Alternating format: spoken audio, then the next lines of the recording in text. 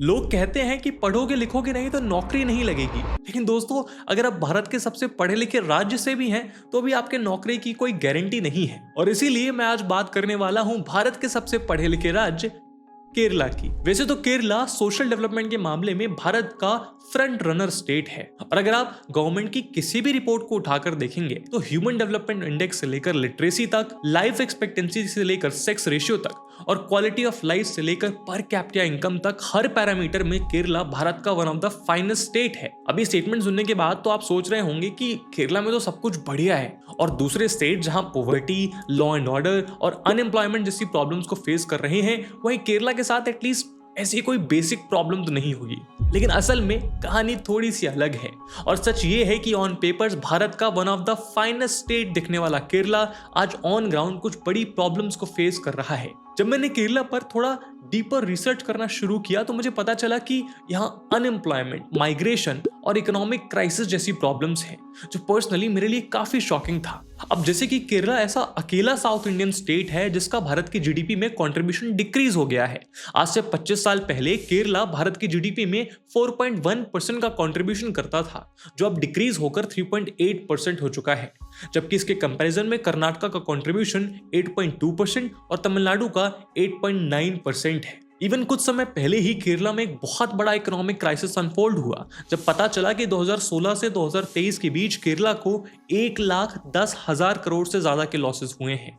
और आपकी तरह मुझे भी लगा कि यार एजुकेशन, हेल्थ केयर और एचडीआई को तो ग्रोथ का आधार माना जाता है, तो फिर केरला के साथ ऐसी क्या प्रॉब्लम्स है जो स्टेट को पीछे ढकेल रही है? केरला की इस सिचुएशन के लिए कौन रिस्पॉन्सिबल है? यहाँ की गवर्नमेंट, यहाँ की पॉपुलेशन, या फिर कोई और क्या केरला के पास अपनी इन सारी प्रॉब्लम से बाहर आने का क्या कोई रास्ता बचा है? तो मलयालीज के लिए ना एक एवरग्रीन जोक का यूज किया जाता है। जब नील आर्मस्ट्रॉन्ग ने मून पर पहली बार अपना कदम रखा था तो वहां भी उसका स्वागत करने के लिए पहले से ही कोई मलयाली मौजूद रहा होगा।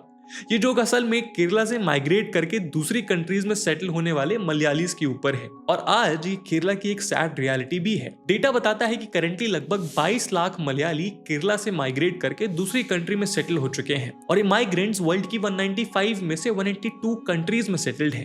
हालांकि एक समय था जब गल्फ कंट्रीज केरलाइट्स की पहली पसंद हुआ करती थी, और उसके पीछे कुछ ऑब्वियस रीजंस रिस्पॉन्सिबल थे। जैसे केरला की गल्फ रीजन के साथ ट्रेड की ऐतिहासिक कहानी रही है, क्योंकि केरला गल्फ कंट्रीज के साथ मसाले और दूसरी कमोडिटीज ट्रेड किया करता था। इसकी वजह से केरला का गल्फ रीजन के साथ एक अर्ली कनेक्शन स्टैब्लिश हो गया था। फिर इसके बाद जब गल्फ कंट्रीज में ऑयल बूम आया तो यहाँ क्रिएटेड अपॉर्चुनिटीज को ग्रैब करने के लिए और ज्यादा केरलाइट्स वहां जाने लगे, और केरलाइट्स के पास बेनिफिट ये था कि पहले से ही इन कंट्रीज में मलयाली कम्युनिटी सेटल्ड थी, जिससे इन्हें सपोर्ट मिल जाता था। इसके अलावा केरला के हाई लिटरेसी रेट को देखते हुए यहाँ की लेबर फोर्स गल्फ कंट्रीज के लिए ज्यादा अपीलिंग भी थी, और इसीलिए मलयाली लोगों की डिमांड भी गल्फ कंट्रीज में बढ़ने लगी, और केरला के अनस्किल्ड लेबर्स गल्फ कंट्रीज का रुख करने लगे। यही माइग्रेशन का ट्रेंड आज भी जारी है, और इसीलिए केरलाइट्स काम करने के लिए गल्फ कंट्रीज में जाते हैं और रेमिटेंसेस भेजते हैं। इस स्टेट में आने वाले रेमिटेंसेस इंडिया के टोटल रेमिटेंसेस का 19% कंट्रीब्यूट करते हैं। लेकिन दोस्तों अब एक चेंज आया है। माइग्रेशन के लिए केरलाइट्स गल्फ कंट्री को छोड़कर वेस्टर्न कंट्रीज को चूज करने लगे हैं, जिसमें मेनली एजुकेटेड यूथ शामिल है। सर्वे बताता है कि जहां 2018 में 89% young generation Keralites gulf countries को चूज कर रहे थे, वहीं अब सिर्फ 80% गल्फ को चूज कर रहे हैं, जबकि बाकी केरलाइट्स यूरोपियन और दूसरी वेस्टर्न कंट्रीज में माइग्रेशन की अपॉर्चुनिटी देख रहे हैं। लेकिन सवाल है क्यों? इस ब्रेन ड्रेन के पीछे क्या रीजन है? पहला रीजन है केरला में अनएम्प्लॉयमेंट, जिसके बारे में हम आगे डिस्कशन करेंगे। अनएम्प्लॉयमेंट के चलते काम करने के लिए मलयालीज बाहर जाते हैं। अब जैसे कि केरला के एलन करेंटली कनाडा में रहते हैं, और वो बताते हैं कि उन्होंने high salary, better work life balance, individual freedom और स्टैंडर्ड ऑफ लिविंग के लिए कनाडा शिफ्ट किया। और आज सिचुएशन ये है कि मलयालीज गल्फ कंट्रीज और वेस्टर्न कंट्रीज तो छोड़िए, पैलेस्टीन, यूक्रेन और सीरिया जैसी वॉर जोन्स में, सोमालिया, सीरिया लियोन और अफगानिस्तान जैसी अनस्टेबल कंट्रीज में, तुर्कमेनिस्तान जैसी डिक्टेटोरियल लीडरशिप में, मिलिट्री द्वारा रूल्ड म्यांमार में, रशिया में, वेटिकन सिटी में, ईरान में, साउथ सुडान में, हर जगह काम कर रहे हैं। दूसरा रीजन है एजुकेशन। केरला गवर्नमेंट के नोरका डिपार्टमेंट द्वारा इशूड नंबर्स बताते हैं कि केरलाइट्स करेंटली वर्ल्ड की 54 कंट्रीज में एजुकेशन ले रहे हैं, जिसमें वेस्टर्न कंट्रीज तो हैं ही, लेकिन जमाइका और बांग्लादेश जैसी कंट्रीज भी शामिल हैं। केरला से स्टूडेंट्स का आउटफ्लो कितना ज्यादा है इसका अंदाजा आप इस बात से लगा सकते हैं कि केरला की 4 मेजर यूनिवर्सिटी में 82,000 से ज्यादा सीट्स वेकेंट हैं। दोस्तों, आज की इस वीडियो में आगे बढ़ने से पहले मैं आपको बताना चाहूंगा हमारे आज के स्पॉन्सर ओडू के बारे में। देखिए, किसी भी बिजनेस में सबसे बेसिक काम होता है इनवॉइस बनाना, जिससे आप अपने फाइनेंसेस का ट्रैक रख सकते हैं।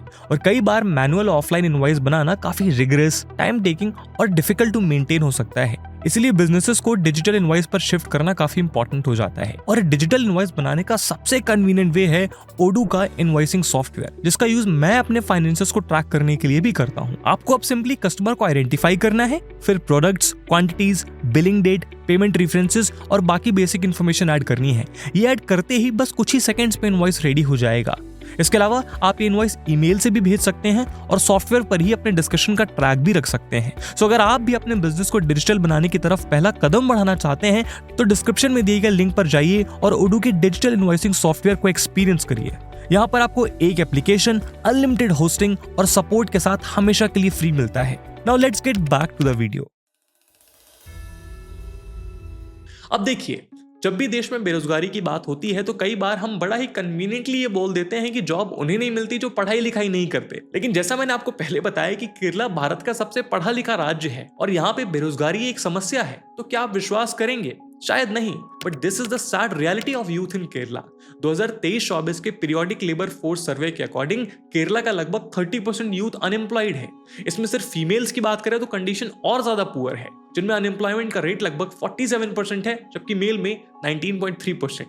अब आप सोच रहे होंगे कि इस अनएम्प्लॉयमेंट क्राइसिस का रीजन क्या है। देखिए, पहला और सबसे मेजर रीजन है मिसमैच ऑफ स्किल्स।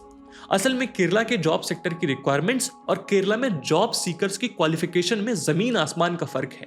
ये कुछ वैसा ही है कि किसी कंपनी में एक जॉब निकलती है जिसके लिए एक बीकॉम ग्रेजुएट इनफ है, लेकिन आप पीएचडी डिग्री होल्डर हैं, तो इस केस में ज्यादा चांसेस हैं कि आप ये जॉब चूज नहीं करेंगे, और अगर कर भी ली तो शायद आप अपनी पीएचडी डिग्री का सही से यूज नहीं कर पा रहे। Retired economic adviser PV Rajiv के अकॉर्डिंग इस मिसमैच का सबसे बड़ा रीजन है एजुकेशन सिस्टम, जो एम्प्लॉयर द्वारा डिमांड की जाने वाली स्किल्स के साथ अलाइन ही नहीं करता। फॉर एग्जाम्पल, मैन्युफैक्चरिंग और सर्विसेज जैसे बहुत सारे सेक्टर्स हैं जिनके लिए वोकेशनल स्किल्स की जरूरत है। अब केरला में ग्रेजुएट लोग तो हैं, लेकिन एजुकेशनल फ्रेमवर्क उन्हें रिक्वायर्ड वोकेशनल स्किल्स प्रोवाइड ही नहीं करता। हाई अनएम्प्लॉयमेंट रेट का दूसरा इंपॉर्टेंट फैक्टर है दोस्तों केरला में सफिशिएंट जॉब अपॉर्चुनिटीज की कमी। हालांकि केरला में एक रोबस्ट सर्विस सेक्टर मौजूद है, लेकिन वहां मौजूद number of opportunities job market में एंटर करने वाले नंबर ऑफ ग्रेजुएट्स को मैच नहीं कर पाती। इसके साथ केरला की ट्रेडिशनल इंडस्ट्रीज भी उस रेट के साथ ग्रो नहीं कर रही हैं जिससे जॉब सीकर्स उसमें अकोमोडेट किए जा सके। एक और रीजन है केरला में वर्कर्स को मिलने वाली हाई एवरेज वेजेस। दरअसल रिपोर्ट्स ऐसा बताती हैं कि एवरेज मंथली वेज के मामले में केरला भारत का one of the top performing state है। एग्जाम्पल के लिए कैजुअल मेल वर्कर्स की मंथली एवरेज वेज 14,427 रुपीज है, जो दिल्ली के वर्कर्स से भी ज्यादा है। इस रीजन की वजह से यूथ की वेज एक्सपेक्टेशंस भी हाई हैं, और जब तक उन्हें उतनी वेज ऑफर नहीं करी जाती वो जॉब्स ही नहीं ज्वाइन करते। अब देखिए, यंग इंडिविजुअल्स अपने एजुकेशनल क्वालिफिकेशन और स्किल्स को देखते हुए सैलरीज की डिमांड करते हैं, जो गलत भी नहीं है। बट इस सबका कंक्लूजन ये है कि केरला का यूथ अब लोकल एम्प्लॉयमेंट में ज्यादा इंटरेस्टेड नहीं है, और ये भी एक रीजन है जिसके चलते केरला में एजुकेटेड यूथ के माइग्रेशन की बड़ी समस्या देखी जा रही है।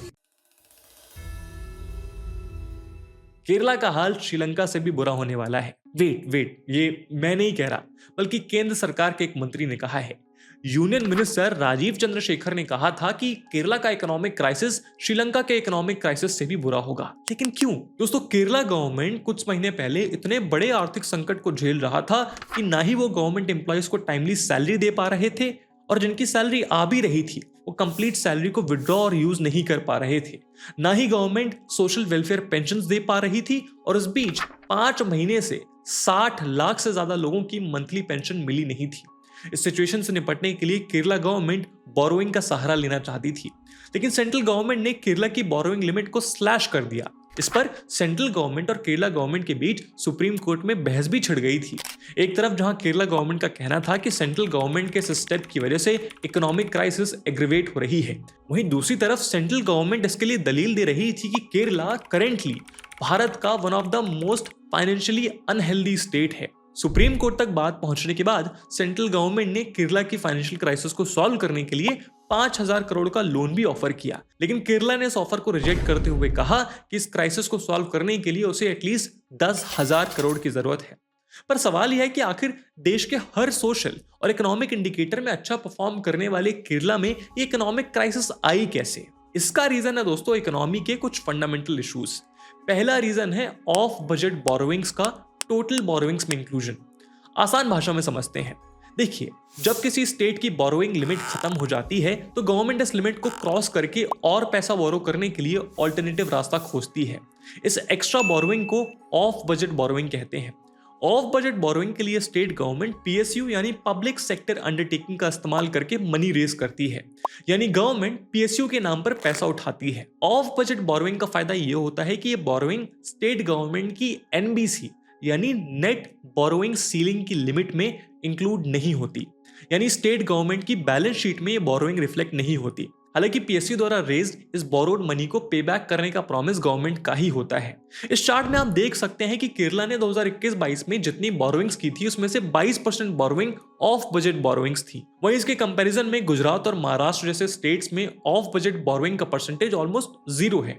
अब सेंट्रल गवर्नमेंट ने 2022 में एक डिसीजन लिया कि अब से ऑफ बजट बोरोइंग्स को भी स्टेट डेट का हिस्सा माना जाएगा, लेकिन इसका बहुत गहरा इंपैक्ट हुआ। कैसे? अब मान लीजिए कि केरला की एनबीसी यानी net borrowing ceiling limit 10 crore रुपए थी, मगर उसने 10 करोड़ के ऊपर 5 करोड़ रुपए ऑफ बजट बोरोइंग से ले लिया। तो ऐसे में नेक्स्ट ईयर केरला की एनबीसी लिमिट 10 करोड़ की जगह 5 करोड़ ही बचेगी, जिसकी वजह से केरला की लोन लेने की कैपेसिटी अब लिमिटेड है और इस तरह से केरला एक इकोनॉमिक क्राइसिस में फंस गया। दूसरा रीजन है सेंट्रल गवर्नमेंट द्वारा टैक्स रेवेन्यू में दिए जाने वाले शेयर में रिडक्शन। अब देखिए, जो भी tax revenue central government collect करती है उसे सेंटर और स्टेट गवर्नमेंट के बीच डिवाइड कर दिया जाता है। इस टैक्स रेवेन्यू में किस स्टेट को कितना परसेंट शेयर मिलेगा ये डिसाइड होता है फाइनेंस कमीशन द्वारा। इसे डिसाइड करने में बहुत सारे फैक्टर्स को कंसीडर किया जाता है, जैसे कि किसी स्टेट की इनकम कितनी है, वहां की पॉपुलेशन कितनी है, उस स्टेट का साइज कितना है और वहां का टैक्स कलेक्शन कितना है।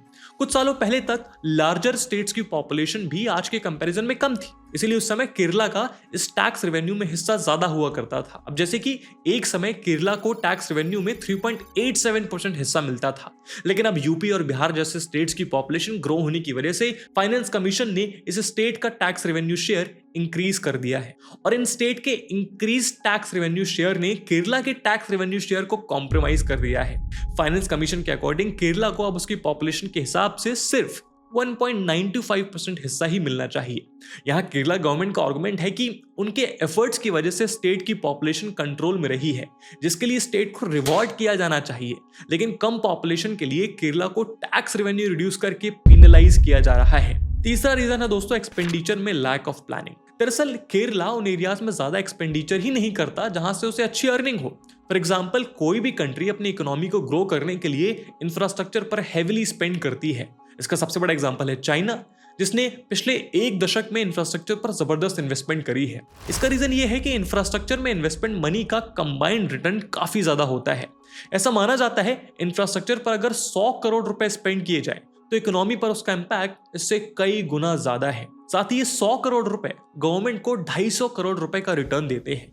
यही रीजन है कि महाराष्ट्र गवर्नमेंट अपने एक्सपेंडिचर का 13.4% इंफ्रास्ट्रक्चर पर लगाती है, लेकिन केरला अपने एक्सपेंडिचर का सिर्फ 8.2% हिस्सा ही इंफ्रास्ट्रक्चर पर स्पेंड करती है, जिसकी वजह से उसके रेवेन्यू का एक सब्सटेंशियल सोर्स मिस हो जाता है। केरला का एक्सपेंडिचर इंफ्रास्ट्रक्चर की जगह कमिटेड एक्सपेंडिचर पर होता है। अब कमिटेड एक्सपेंडिचर क्या है? देखिए, कमिटेड एक्सपेंडिचर ऐसे खर्चे होते हैं जो गवर्नमेंट को करने ही पड़ते हैं और उन्हें स्किप नहीं किया जा सकता। फॉर एग्जांपल, गवर्नमेंट एम्प्लॉयज की सैलरी, वेलफेयर स्कीम्स, पेंशन्स और इंटरेस्ट पेमेंट। डेटा बताता है कि दूसरे स्टेट जहां लगभग 13% इंटरेस्ट पेमेंट्स पर खर्च करते हैं, तो वहीं केरला इसके लिए करीब 20% खर्च करता है। इस कमिटेड एक्सपेंडिचर पर केरला अपने टोटल रेवेन्यू का 70% स्पेंड करता है। यानी आसान शब्दों में समझें तो केरला शॉर्ट टर्म इन्वेस्टमेंट पर ज्यादा खर्च कर रहा है और ये वो इन्वेस्टमेंट है जहां से उसे कोई रिटर्न नहीं मिलने वाला। वहीं दूसरी तरफ इंफ्रास्ट्रक्चर और रिसर्च और डेवलपमेंट जैसी लॉन्ग टर्म इन्वेस्टमेंट पर केरला का एक्सपेंडिचर बहुत कम है। अगला रीजन है इनएफिशिएंट टैक्स कलेक्शन। जीएसटी लागू होने के बाद केरला के टैक्स रेवेन्यू कलेक्शन में काफी बड़ा डिप रजिस्टर किया गया। 2018 में 100 रुपए के रेवेन्यू में से 8.2 रुपए का रेवेन्यू टैक्स से आ रहा था, जबकि कोविड में ये फर्दर ड्रॉप होकर 6.9 रुपीस पर पहुंच गया। सिर्फ यही नहीं, आईजीएसटी यानी integrated goods and service tax regime को भी केरला ने फॉलो नहीं किया।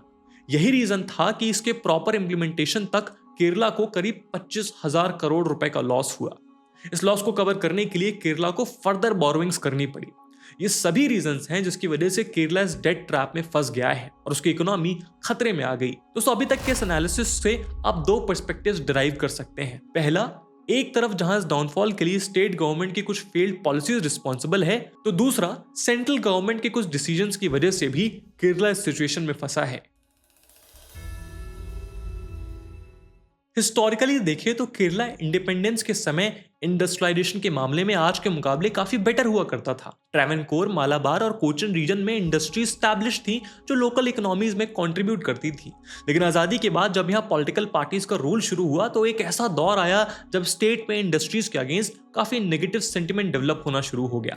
इस स्टेट को लंबे समय तक कम्युनिस्ट पार्टी ने रूल किया, जो वर्कर राइट्स और सोशल इक्विटी को काफी ज्यादा प्रायोरिटी देते थे। इस रीजन के चलते केरला में ट्रेड यूनियंस बहुत स्ट्रांग हो गए और एक ऐसा एनवायरनमेंट क्रिएट किया गया जहां एंटरप्रेन्योर्स को वर्कर्स के एक्सप्लॉइटर के रूप में दिखाया गया।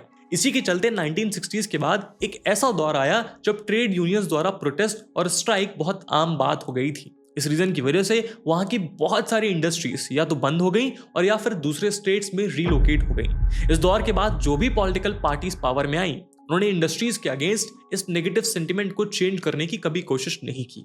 अब जब किसी स्टेट की जनता ही इंडस्ट्रीज के खिलाफ हो और गवर्नमेंट इंडस्ट्रीज के अगेंस्ट स्टैंड रखती हो, तो भला कोई इन्वेस्टर क्यों ही ऐसे स्टेट में इन्वेस्ट करना चाहेगा। इसके साथ केरला में वेस्टर्न घाट्स का बड़ा हिस्सा मौजूद है और यहाँ इंडस्ट्रीज के लिए अवेलेबल लैंड ऑलरेडी काफी कम है, जिसकी वजह से यहाँ जमीन भी काफी महंगी है।